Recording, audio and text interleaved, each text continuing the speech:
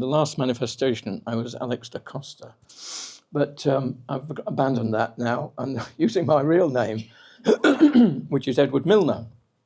So I'm going to read to you as Edward Milner. And I'm going to read part of my third novel. I've written 3 novels, none of which have yet been published.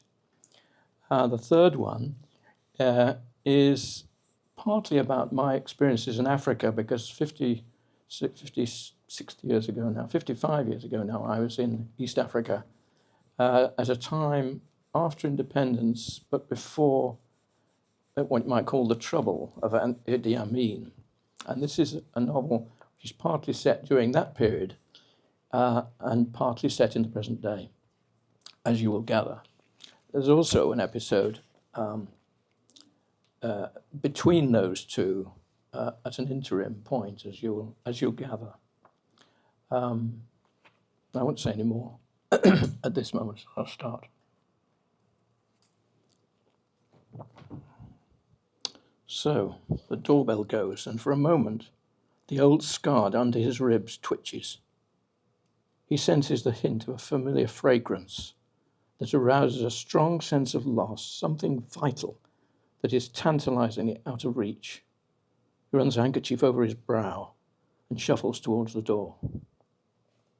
On the doorstep, a blustery wind ruffles the blonde hair of a serious-looking young man and the darker curls of his smiling companion. With a clipboard in hand, she's sharp-eyed, eager. Spanish, perhaps?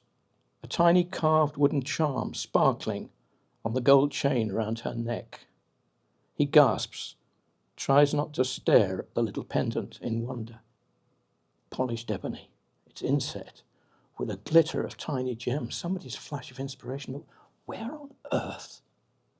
Good afternoon, sir.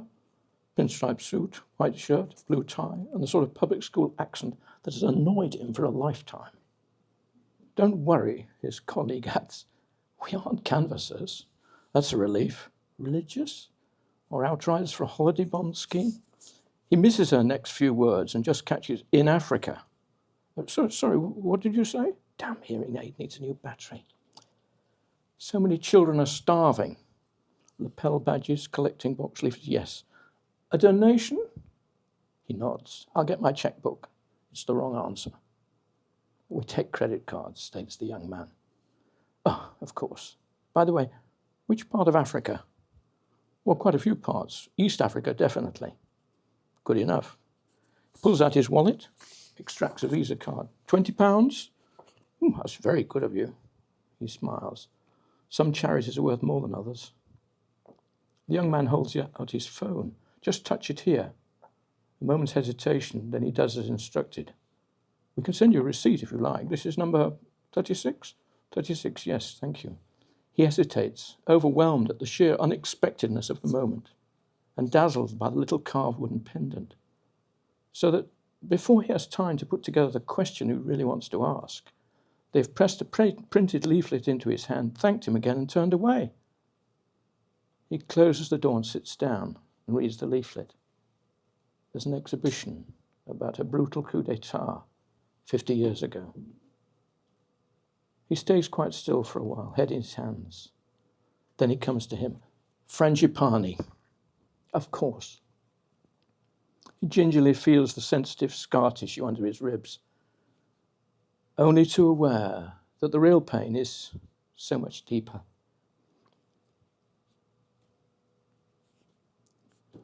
The enclosed garden behind the humanities block had been a haven of peace, flower beds and shade trees where students would sit and read, a quiet, fragrant place for study and contemplation. That was then, a time now far beyond reach. No Frangipanis now, just a few stumps and a few straggly weeds, stagnant in the cloying heat. Already stained by years of tropical downpours, the university building stands gaunt, defaced by a scatter of bullet holes.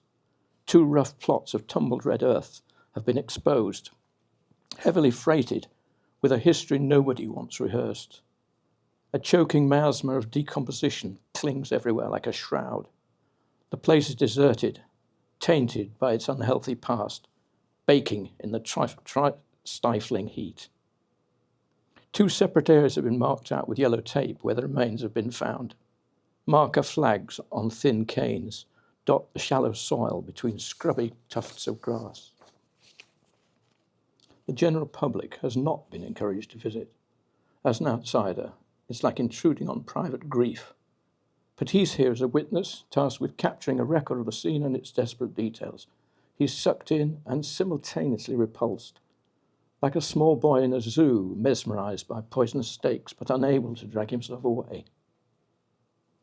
Setting up his camera, he discreetly shoots some general views, working fast, fingers slippery with sweat. No one could possibly know he's an interested party, but why take a chance? An old man in a rough grey robe appears out of the shadows, the sole curator. "This place very much known. Nobody come for dig it up before. Now so many bones." The areas marked off are wide, 2 tennis courts at least. There could be hundreds buried here. One of the scraps of clothing catches his eye, the faded swirl of red with purple that looks desperately familiar. He steps forward and grabs it, only for the old man to give a shout of alarm. Ignoring the cry, he holds firm onto the cotton fragment. Batik, deep reddish with purple and a bit of green. He stares at it as sweat drips from nose and chin. The old man waves a finger, shouts out, "No, no, cannot!" He stuffs the scrap of material into his breast pocket, wipes his brow, changes the subject. "Did they find any jewellery?" "No." The old man looks puzzled. He perseveres, hiding his irritation.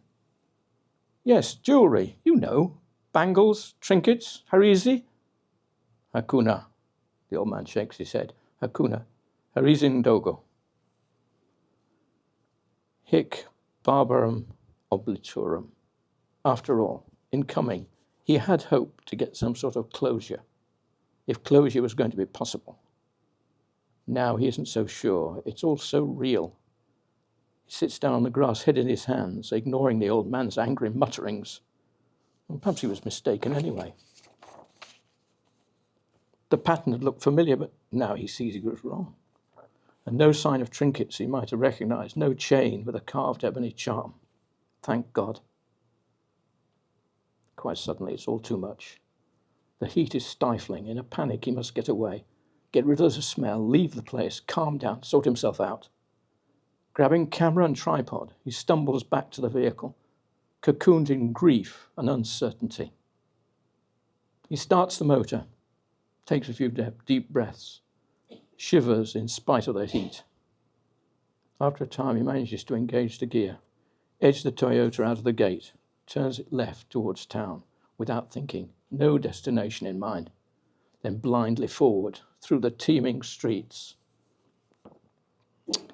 He struggles to hold the wheel steady as Africa wraps itself around him, just as it did many years ago.